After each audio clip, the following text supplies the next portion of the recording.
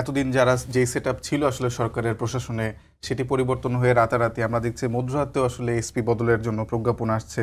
ফলে অনেকেই অর্থাৎ জামায়াত ইসলাম অভিযোগ করছে সেগুলো সবই বিএনপির ফেভারে যাচ্ছে। ফলে এতদিন ভোগ করেছে জামাত, এখন বিএনপি এমন কিছু।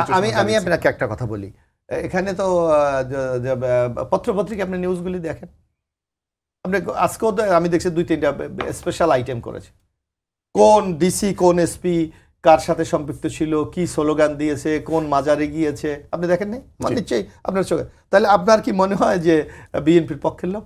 বরং বিসিএস এর যেই পর্যায়ের লোকজনকে এখানে দেওয়া হয়েছে, তখন বাংলাদেশে যারা বিএনপির ছেলেরা কোথাও যদি এই মন মানসিকতার বা এই আদর্শের বিশ্বাসী, তাদেরকে ভেরিফিকেশনের নামে ভাইবার নামে তাদেরকে বাদ দিয়ে দেওয়া হয়েছে। সুতরাং তারা কিভাবে থাকে আপনি বলেন, তারা কিভাবে থাকে? আমরা তো, আমি নিজে জানি অনেকে চূড়ান্ত পর্যায়ে গেছে, পুলিশ ভেরিফিকেশনে তাদেরকে বিসিএস থেকে বাদ দিয়ে দেওয়া হয়েছে।